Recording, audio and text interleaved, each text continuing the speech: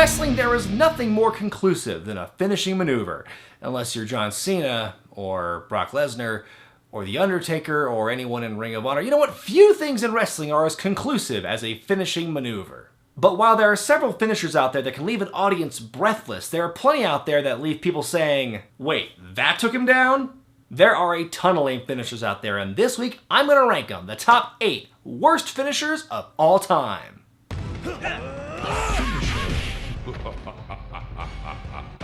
Number 8. The leg drop. Hulk Hogan may be one of my favorite wrestlers of all time, but that doesn't mean I'm in love with his finisher. If Hogan were the only person to ever use a leg drop, then I would be fine with it, because at least it would be exclusive to him. But other guys have been dropping the leg for as long as I can remember. Big guys, little guys, on the ground, when the opponent's standing up, when the opponent's bent over, you name it. The only way this finisher would have been convincing is if Hogan's atomic leg drop actually emitted atomic radiation. Now it's just Hogan's career that's radioactive. What you gonna do? Number 7. Claws. This entry is for the family of nerve holds, your brain claws, your stomach claws, your armpit claws? That's not an intimidating move.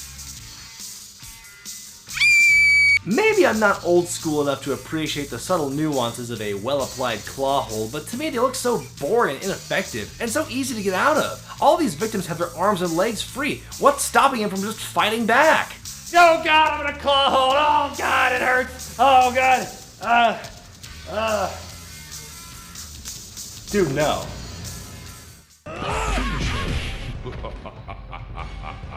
Number 6. Whatever the hell this is. Great defense now!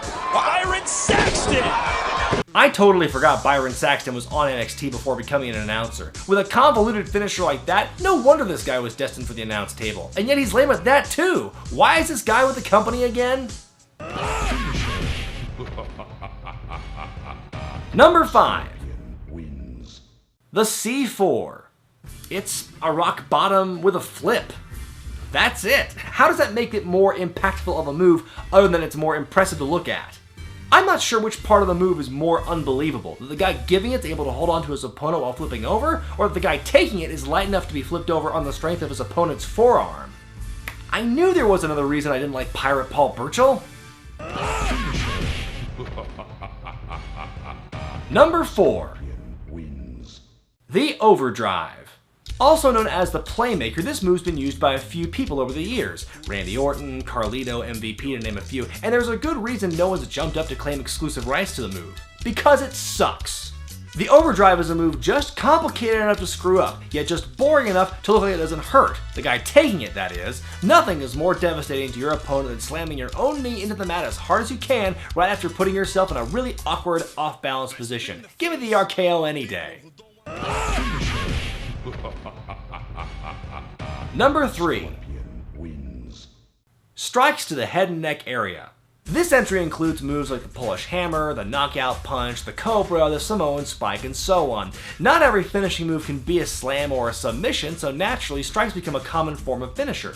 My main gripe with this kind of finishing move is that their perceived impact is downgraded significantly in an era of wrestling where everyone already punches and clotheslines each other in every match. You're gonna tell me that a Big Show punch will finish off an opponent yet his open-handed chop to the chest just made them hurt a little? Why doesn't the guy's rib cage turn to powder?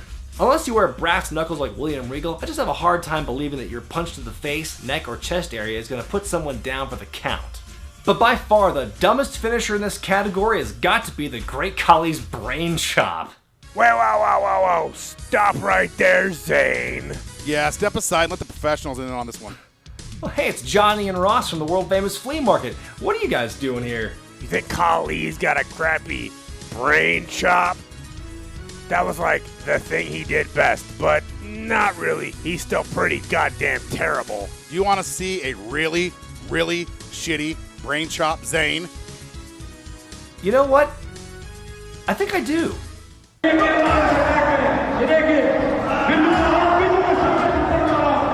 Wow, that was pretty atrocious. Well, thanks for stopping by, guys. No problem, you little douche canoe. Hey! Number 2. The People's Elbow.